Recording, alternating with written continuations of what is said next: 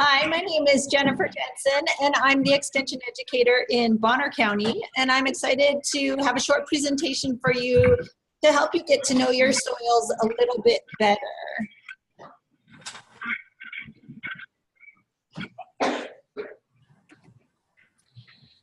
All right, and hopefully I can figure out changing the slides here.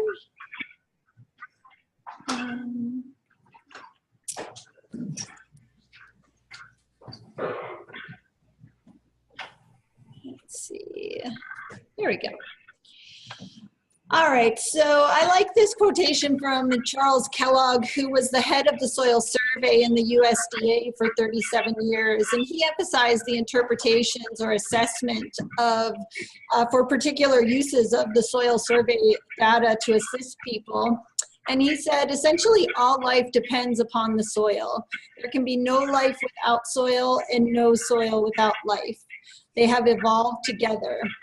And I think that's so true, and soil is such an important component of any farming operation, and it's a really good place to start when you're thinking about starting out or even continuing with your operations, talking about how we can keep your soil the healthiest.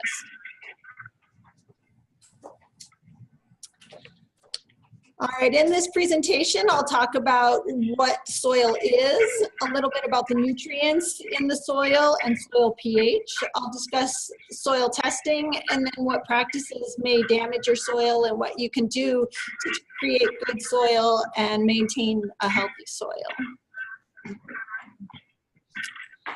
The non-living components of your soil include the mineral particles, which originate from the breakdown of parent material or rock.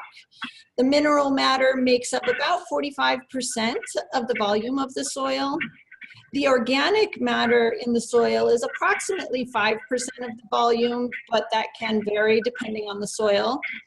The organic matter comes from the decomposition of plant and animal life. And although the percentage of the total volume is small, its importance outweighs this proportion. The remaining volume of the soil is made up of air and water. It's often represented at about 25% for each, but of course this too can vary based on the environmental conditions. Okay.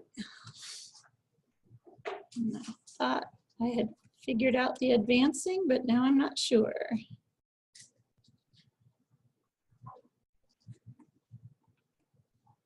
No. I'm not sure if we're just slow to make this connection here. I wanted to next talk about soil texture. There we go. Okay, one of the major physical properties of a soil is its texture. Soil texture is the relative percentages of sand, silt, and clay in the soil. The sand particles are those larger particles that are about 0.05 to 2 millimeters in diameter. Silt particles are those that are slightly smaller, about 0.002 to 0.05 millimeters in diameter. And then the clay particles are the smallest, being less than 0.002 millimeters in diameter. And to determine your soil texture, you can use a simple jar test to determine those percentages of sand, silt, and clay. And then you can use those percentages with a soil triangle guide to find out your soil texture. In a jar, the heavier sand particles will settle first, followed by those silt particles, and then it may take several days for the clay particles to settle out. Also, with experience, a quick assessment can be made by just feeling the soil, rubbing it between your fingers.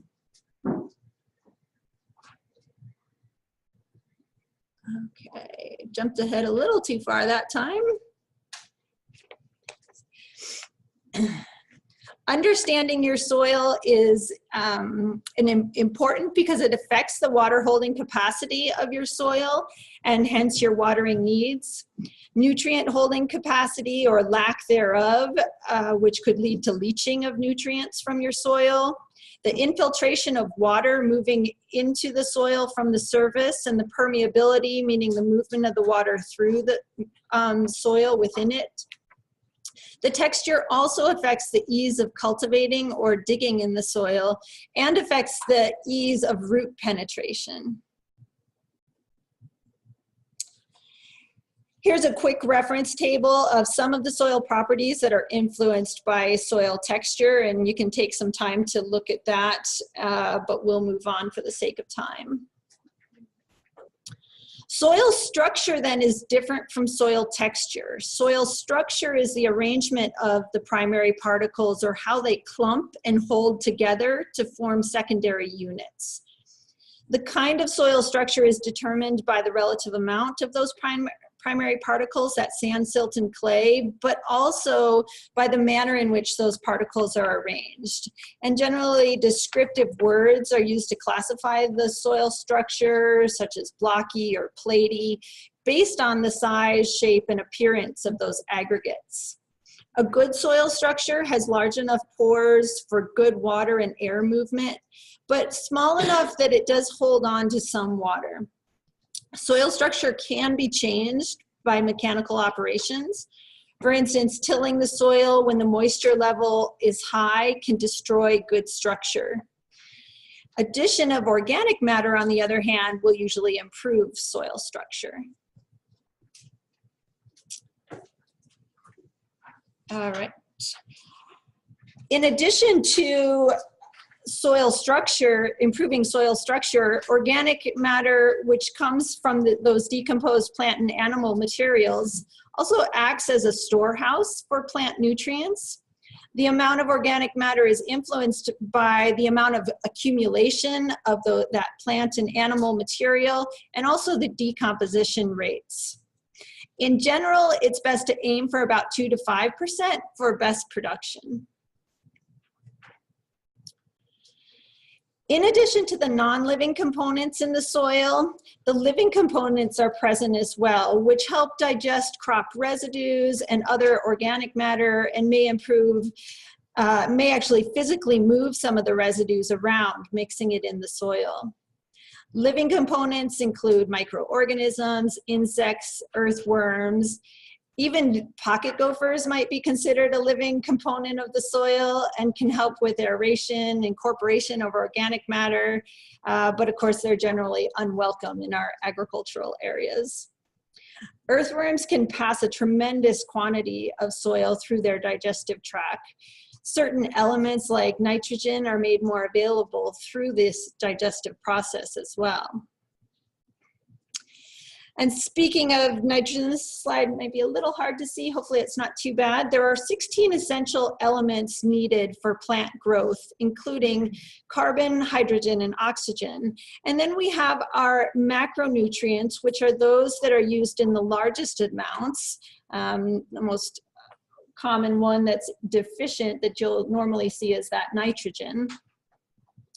And the micronutrients are those that are then used in smaller amounts. And these nutrients are supplied either by adding crop residues to the soil, animal manures, synthetic chemical fertilizers, or other natural elements.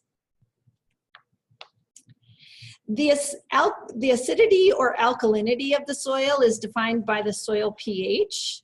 Plants generally do not grow well in highly acidic or highly alkaline soils, although within the extremes, plants do differ in their pH tolerance, as you can see in this chart here.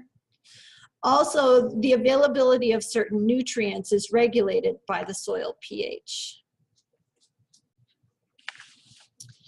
So if you're looking to learn more about your soil, soil testing is a great way to start. When you go out to take your soil samples, you'll want to sample areas that have what appear to be similar soils together. If you know you have one spot that looks very different, you wouldn't want to include those samples with the others. But you would go out and take 12 to 15 samples, more on if you have a larger area, more than 5 acres or so. And you'll take a whole bunch of these subsamples, mix them together, and then send them off to the lab. And what you'll normally get back from the lab depends on what you request, but generally pH and organic matter are included, as well as the other available nutrients that you've asked them to test for.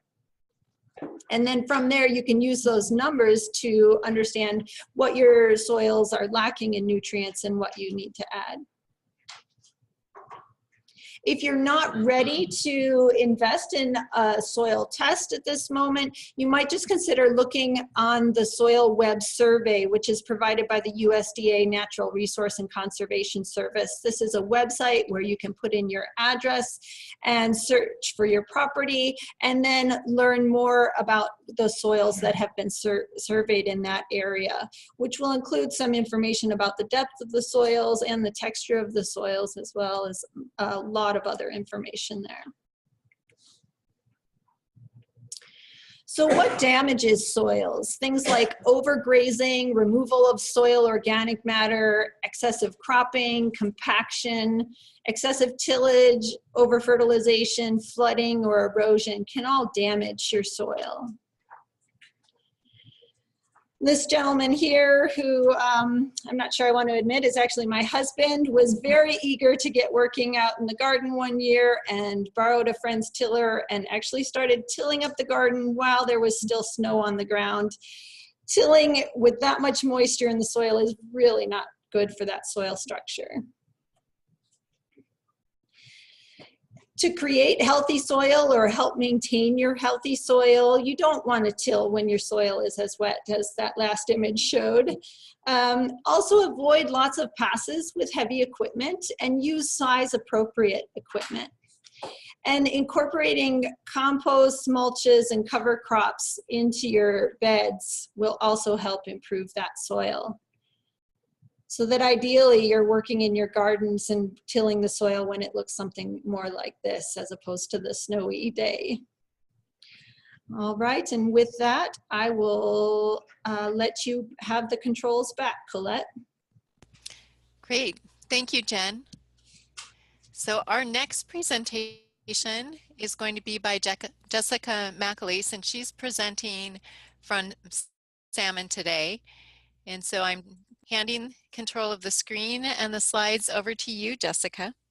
Great, thank you. Hopefully you can hear me okay. You're very, very quiet. I'll speak a lot louder and hopefully that makes just trying to get control of slides. Let's see. Yeah, you still are quite quiet. And when we tested earlier, your sound was louder. So I'm not sure if you're doing something different right now. I'm not doing anything different. Everything is the same. Okay. My volume is at its max. My apologies. So Colette, do you think I should just continue or? Let's do a quick sound check with the other locations. If people could write in the chat if you're able to turn your volume up to be able to hear Jessica.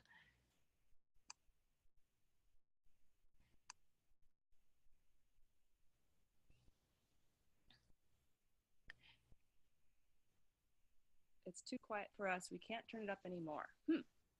Let's see. Hold on for a quick second and I'll dig out.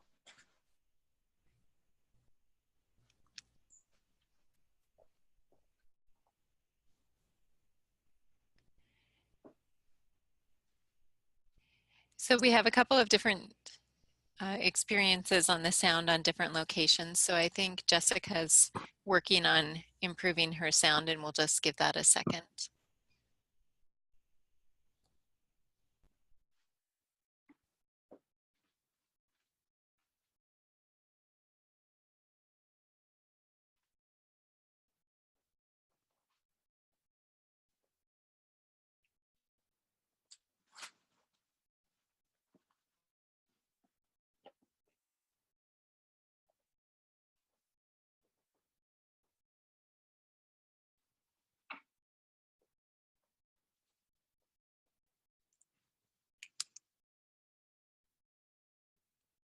I'm going to try a headset, Colette, and last time I did this, the sound was a little wonky, so let me see what happens. Okay, great. My apologies. Does that seem to improve any? Does not seem to have improved your sound. So I think the site we're particularly concerned about is the Moscow site. So Moscow says if you speak loudly, Jessica, they think it's going to work okay. It's just very quiet. I'm so sorry. It did work earlier, and I'm going to speak very loudly and try to continue on like that. So hopefully it'll all work out in the long run. But I really did want to talk about thinking through soils from the farmer perspective today, because the study of soils is really fascinating, and there's a whole scientific field dedicated to harvesting that knowledge. But as a farmer, I really don't have time to get into the science of soils. And so sharing my perspective from it as from the farming side of things may help you determine a better soil plan for your own operation. And so before we dig into my farm, I really want you to think about what kind of farm you guys want. Was it organic, non-organic, sustainable, natural, biodynamic, grass-fed, blah, blah, blah, blah. What? Uh-oh. Is that your dream page there? Oh, no, I Big fan. actually went to London this year and I didn't see any of this. I don't know how we managed it. We managed to. Oh dear.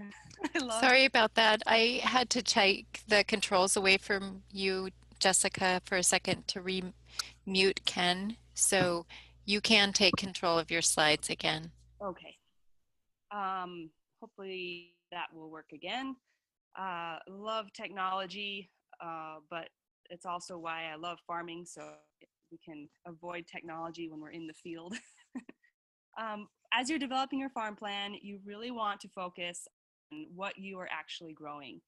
Because on our farm, and this is very universal, we look at 4 basic steps, like what are we growing? We grow our soil first, our plants next, livestock third, and then repeat. I don't care if you're growing potatoes or wool and sheep or a goat dairy, whatever it is, you're really ultimately growing your soils, because healthy soils equal healthy food equals a healthy farm. So if you haven't already, write down your farm statement and we'll go from there. And there it is. On our farm, you know, we were very fortunate to kind of start with a blank slate, starting from scratch.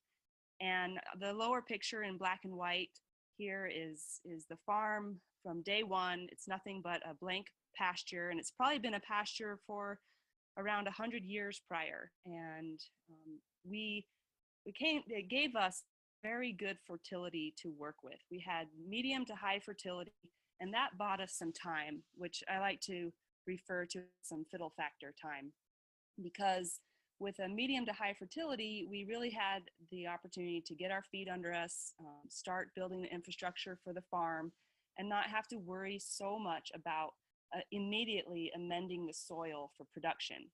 However, it doesn't mean we get to ignore our long-term soil goals on the farm. We are very, very concerned about overall soil health and the overall soil ecosystem. And our long-term goal on the farm is to really protect the integrity of the soil and build the soil quality, and not just deplete it for our own benefit over the long term.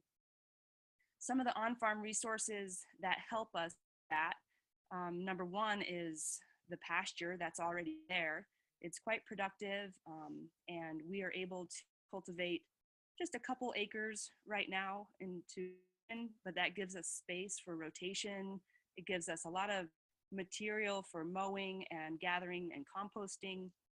And some of the other resources that we have on the farm are Fergie, our 1954 Ferguson tractor that you'll see on the lower right side.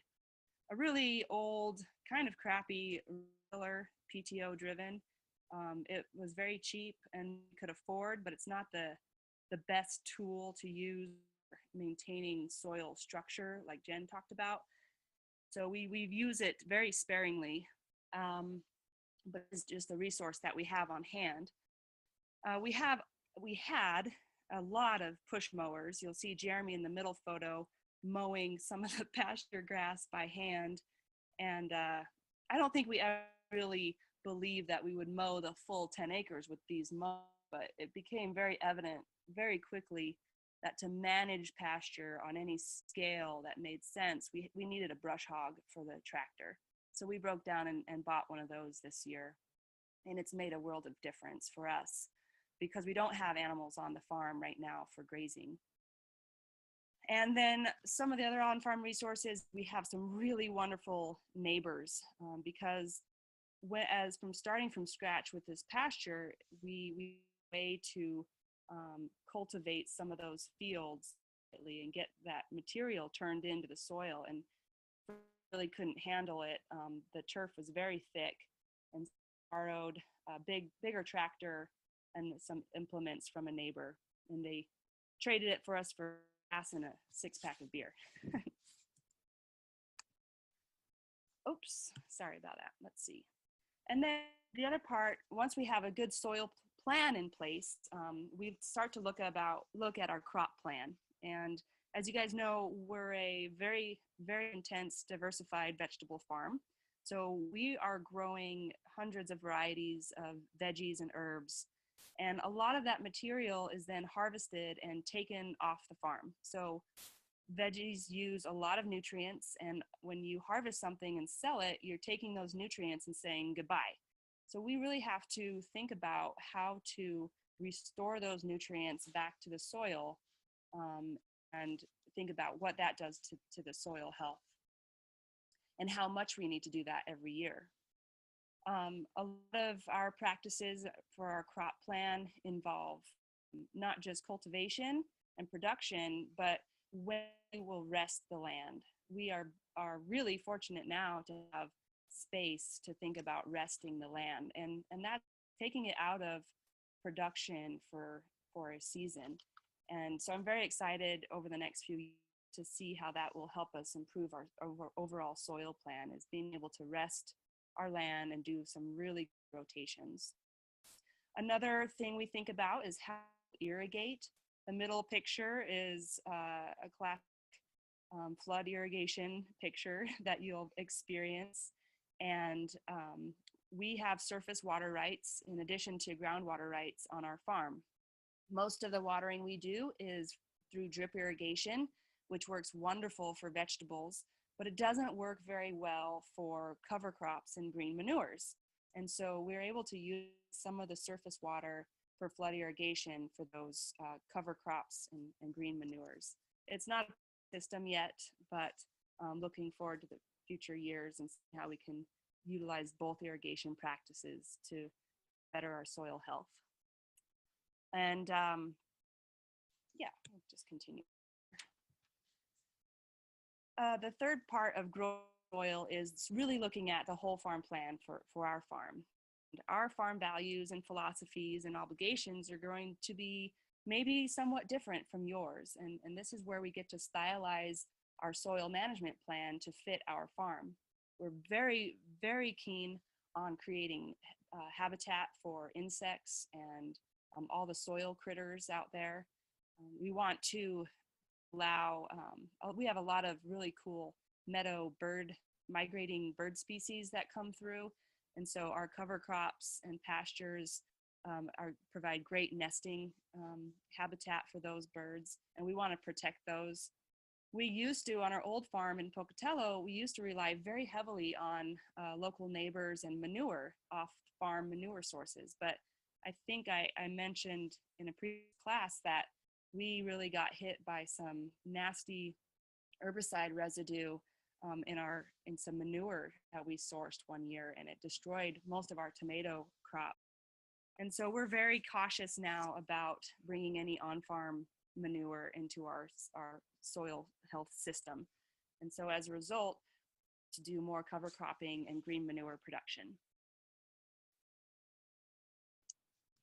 Jen talked a lot about the physical, biological, and chemical components of soil fertility. So basically, you know, I'm not a scientist, and I love the science of soils, but soil has been existing and doing its thing for millennia, and I feel like it really has it figured out.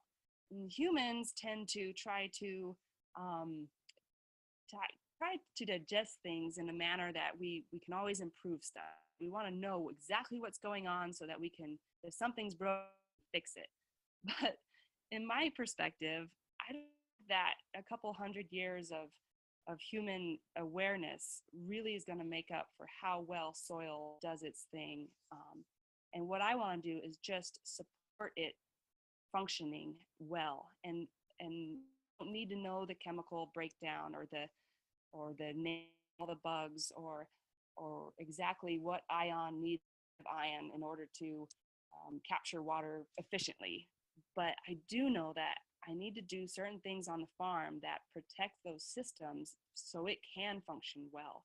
And that really is kind of freeing it from the farmer's perspective, because I can trust in the soil systems to do something very well so that it will support my business as long as I care for it.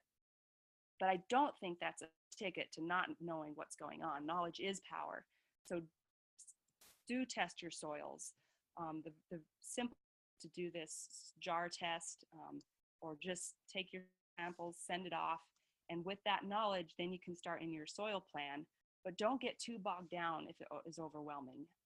You can set up some really fast and easy approaches to management without having to know or understand all the details.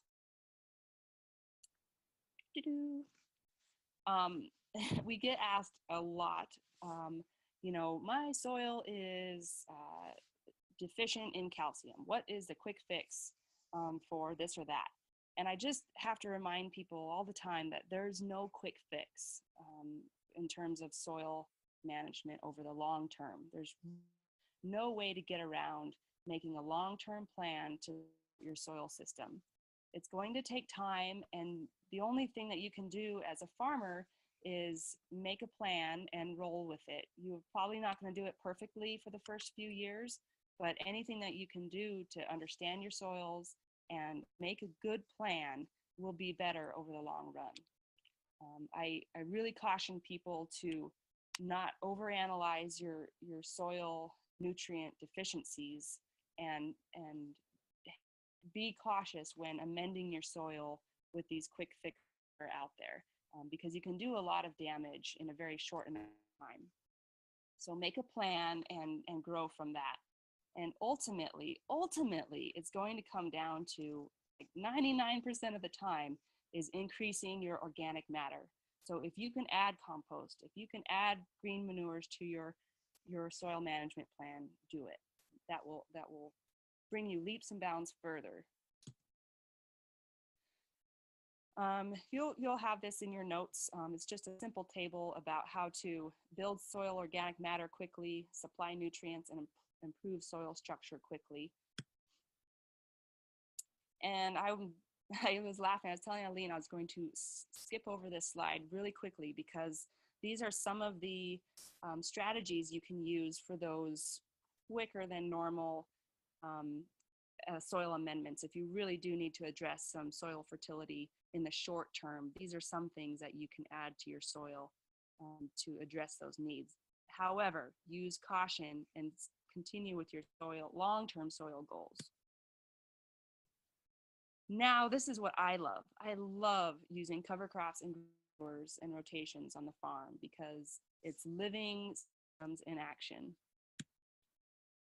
A cover crop is a term for something that you grow and you don't necessarily turn in. You're just resting the land, but you're not just keeping that soil bare. You're planting something intentionally and just leaving it to exist. Green manure, however, is something that you plant intentionally and then you turn back into that soil for whatever nutrient you're looking for. So as you use cover crops and green manures in your system, you want to identify what your soil goal might be for that cover crop or green manure. Do you need nitrogen, potassium, phosphorus? Do you need it to fight weeds or address certain pest issues or prevent erosion? And then you need to identify when it will actually fit into your crop system. And there's a really great cover crop calculator that I've found at Oregon State University. I put the link there in the slide, but it did get a little bit covered up by the picture there. But it does a very good job of explaining different cover crops and how much you need per acre. The top photo, Nora, our dog, shows a cover crop in between cucumber and melon rows at the very end of the season. And then the bottom picture is Jeremy and our farm volunteer, George. They're incorporating a cover crop into a garlic area. The garlic has been harvested and now they're sowing a cover crop and covering it up. Basically, on our farm, we use cover crops to prevent erosion, shade out weeds, prevent freezing and thawing of soils, and of course, become hosts for beneficial insects. And our green manures, we use them to increase our organic matter and then add different nutrients to our soils. There are different types of cover crops and green manures that we have used on the I really love buckwheat and hairy vetch. I'm a big fan of clovers, though they can be a little bit harder to turn in.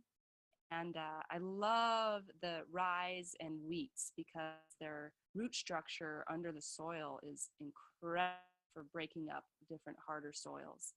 My new favorite is there on the right-hand side with the purple flower. It's called Phacelia and or fiddleneck plant, and it is just a huge producer of biomass. It weeds, it fixes nitrogen, and the bees absolutely love it. One to keep in mind if you're getting stressed about weeds is that a lot of weeds can act as living mulches.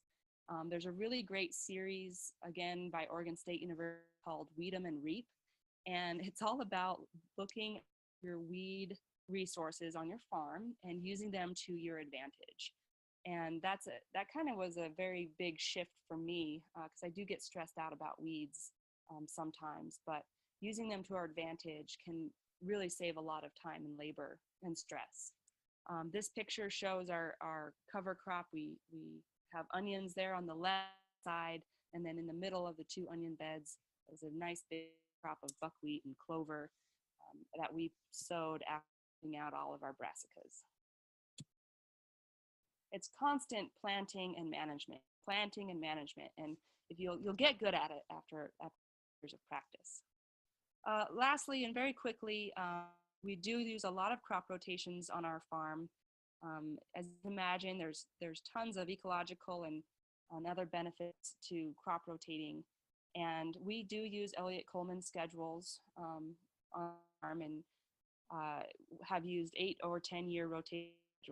And so it just takes a little time to and Diane talked quite a bit about this on her record keeping, and just knowing where you're planting things and always plant in different locations. And Elliott Coleman stresses doing this in a manner that looks at different plant families, moisture requirements, rooting depths, etc. This is a pretty simple crop rotation that's very common, and it just goes in a cyclical pattern. So after the first year, your bed 1 would switch to the location of bed number 2, and bed number 3 would switch to bed number 4, etc.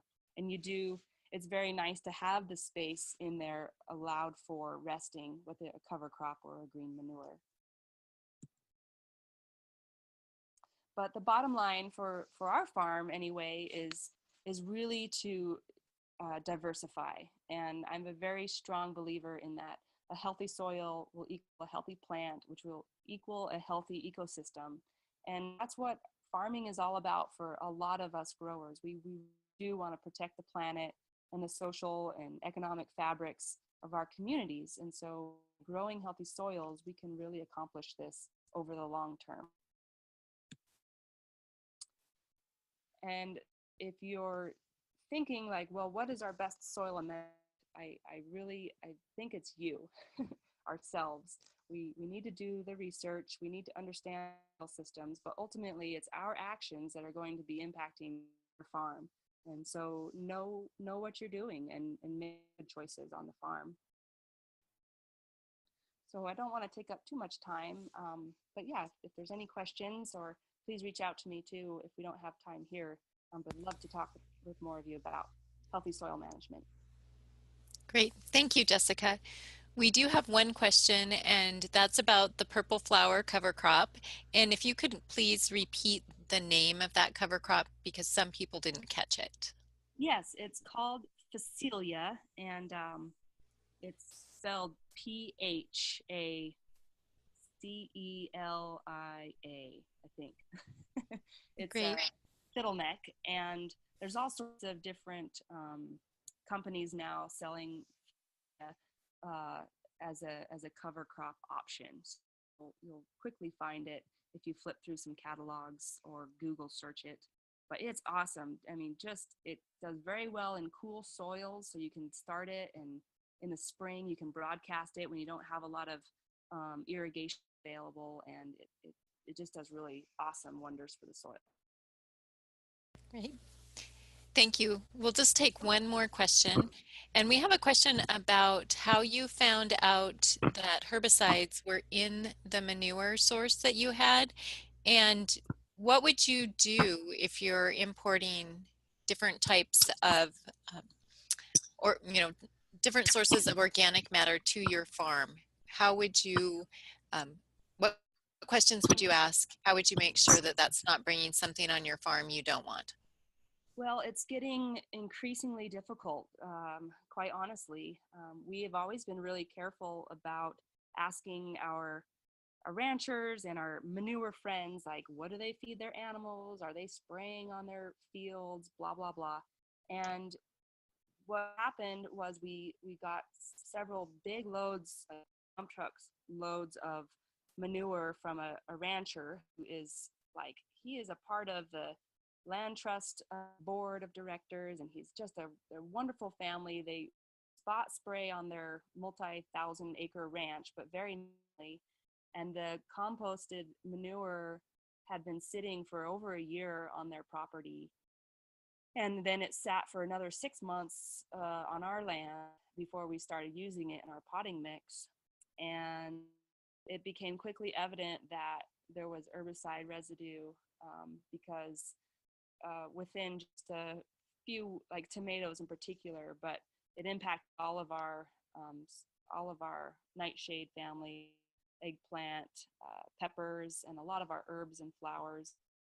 They started exhibiting some curling, severe like deformation as they grew. Their stalks thickened, and we didn't do a tissue analysis because we just 99.9% confirmed with talking with some soil or plant pathologist that it was an herbicide residue. That's pretty common.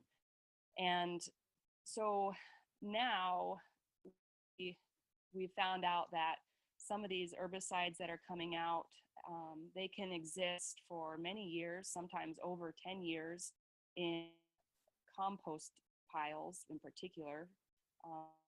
They'll exist on pastures for 10 years or more, and they're passing, so they're sprayed onto the land, and then they're passing through the animals, like cows, for example, basically 100% potent as they were when they sprayed. And so they're just not breaking down in any systems very rapidly, and for whatever reason, they do not break down in a compost pile very well. And that's why they're just getting harder and harder to avoid, because these sorts of chemicals are becoming increasingly popular in most of the common herbicides that the big ranches and home users are using. I don't even like to say it, but Roundup and 2,4-D that are really common, and terrible chemicals in terms of lots of different factors. but they are pretty benign when it comes to keep sticking around in a soil system. They're and then within a few hours to a few days, they're gone. However, with these other chemical compounds that are coming out on the market now, they're sticking around for many, many years.